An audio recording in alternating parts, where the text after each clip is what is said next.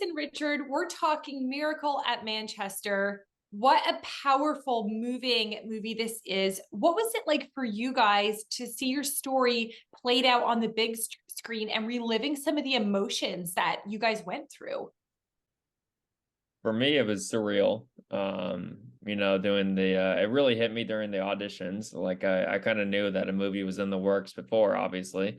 But yeah, during the auditions when people were trying out for me for my role, and I was like, what? I'm like right here. Like, wow. And then they were trying out for like friends that I had in high school. I'm like, they're studying up in college or whatever it is. Like, what do you like? I can get them to fly down here, and it was funny. But yeah, it was a totally surreal moment. For myself, you know, it didn't hit me until watching the movie, and then some of the things hit back. Like we were at Ave Maria University this past weekend, premiering the movie, and I still can't. Some of the scenes I tear up because I know what he went through, and it's hard when it's your child to know the pain and see it, and so it brings back memories and deep seated memories. But yeah, it's a little tough when I watch it. Well, Richard, it also shows how you struggled with feeling angry towards God in the beginning. Can you share a little bit about how this journey influenced your spiritual walk, how you came to a place of realizing that God is a good God who does love us, and how you sort of wrestled through those emotions? Well, Leah, in all honesty, I lost my faith. I didn't not Mhm. believe in God, but I lost my faith in God. I flat out lost my faith. I just telling a story. This is true. What happened? Bryce spent about a year in the hospital, and on the back, a beautiful hospital called Rady Children's Hospital, and the second floor was the oncology floor, brand new, and in the back, the fire escape, emergency fire escape. I slept in his room every night for about a year, and on these little love sofas that's supposed to fit two that really don't fit two. Anyway, I remember, when he'd go to sleep, I'd go in the back and I literally would be screaming up at God. And my conversation is emblazoned. It was, put this on me, not on my child. I'll take this. And it was, when my time comes, I don't know whether I'm going to looking you in the eye to eye, or probably more like screaming up from below. But reality is we're having a Sunday come to Jesus meeting about this. And so I lost my faith, so I have the guilt now, and hopefully this movie helps relieve a little bit of it, which is Bryce was kind enough to allow his story to be told, because hopefully this relieves my guilt, because I had lost faith, and I don't to this day, feel like I deserve what God did for my son, considering what I was acting like when we were going through it. So.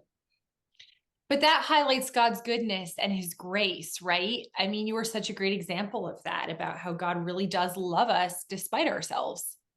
Yeah, I like I said, I still have that guilt, but we're so blessed. And Bryce, but the one thing that I've learned all this, because you learn little things each time you go that Bryce hasn't told us. He doesn't like telling the story much, because the reality is he's still grappling at his age with why him. He lost friends in at the hospital. Jason Lyons, Kimmy Schroeder, people like that he became friends with, that were had cancer also.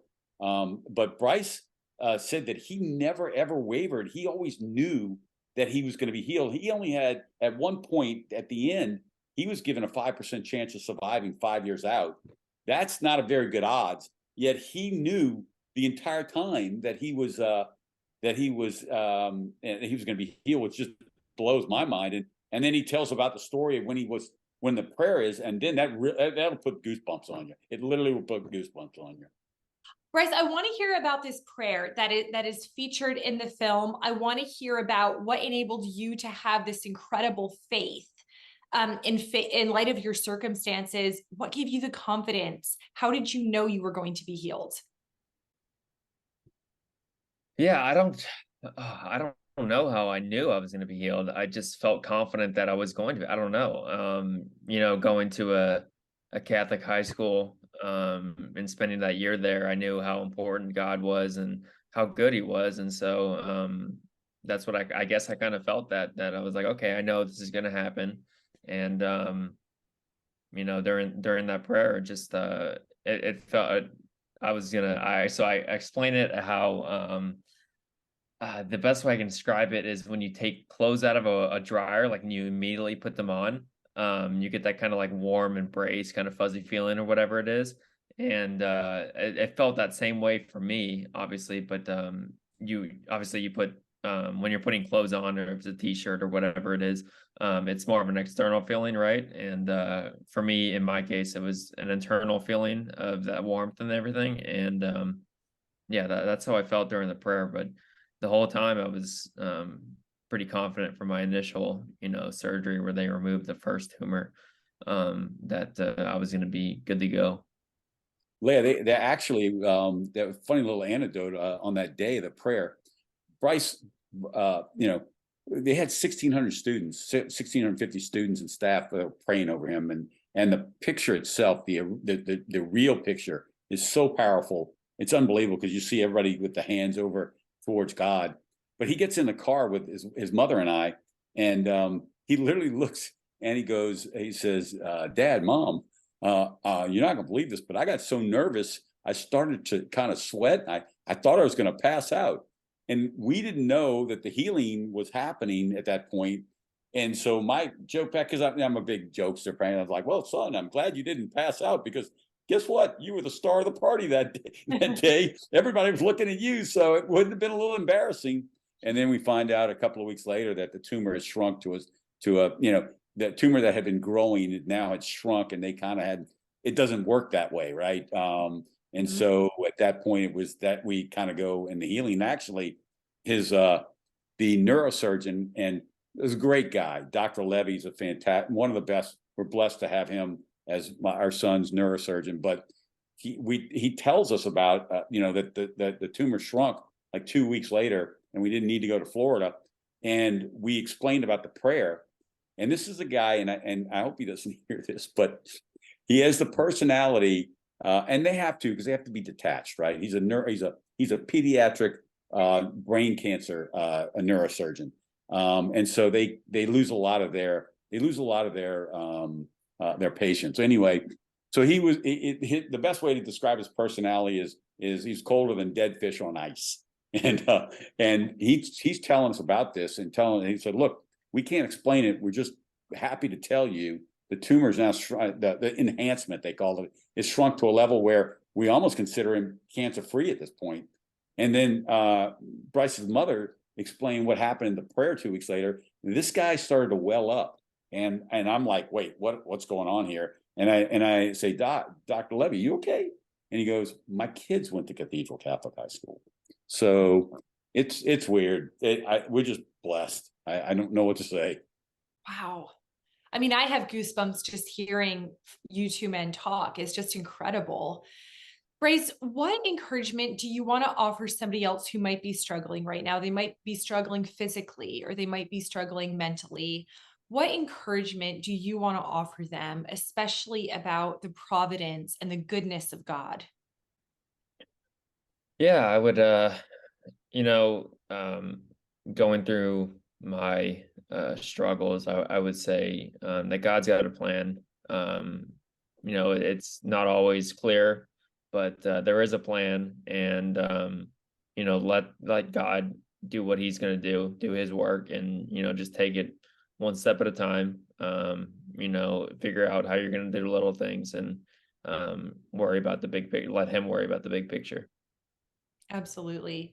And Richard and Bryce, I want to hear from both of you on this one. What ultimately is your hope for this movie? When people leave, what do you want them to be feeling and thinking and talking about?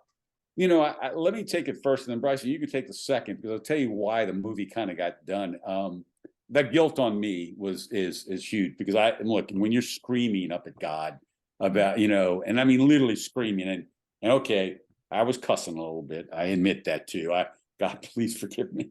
But anyway, I wanted the power of prayer, the message to get out that, don't give up on God like I had. If I can save one father, one mother, one family, if this movie helps do that, that not to give up on God. He is there. He listens, and you don't know what his plans are, but he's got a plan, and he moves, as they say, in mysterious ways. But that was my thought. let's get, the message out there. Don't give up on God. And Bryce came up with the subtitle of The Power of Prayer. But he also, he had he doesn't like attention. So he allowed his story to be told because, like I said, he's still grappling right now with why me, why not Jason Lyon, his friend, or Kimmy Schroeder, who he's in the hospital with. But so I'll let him kind of go through why he allowed his story to be told. The main reason was to get my foundation, that kind of message out, for me at least. That was one of my main reasons, along with pushing the message of power of prayer. But the foundation, it does work, and we try and donate iPads, or we donate iPads to children with fighting pediatric cancer. And they can download games on those iPads and kind of get a distraction from waiting for treatments, fighting that boredom you get when you're in the hospital, when you're isolated. You can connect with friends through FaceTime, or you can look up information about your specific type of cancer online. I know from hindsight how important education and nutrition is, and what kind of foods you eat, how that can help you fight even after treatments. So I think that's really important, and I wish that the audience who sees the movie would kind of take those two messages away. Wow. Well, Richard and Bryce, I know it's hard to tell this story. You guys have both been through so much, but what an incredible story and testimony you guys both have. And I just know it's going to minister and witness to so many people who are struggling. Well, thank you very much. And if anybody wants to help Bryce's foundation, the website is www.miraculously.org. But we're trying to put smiles on these children's faces that truly are dealing with some heavy, heavy things.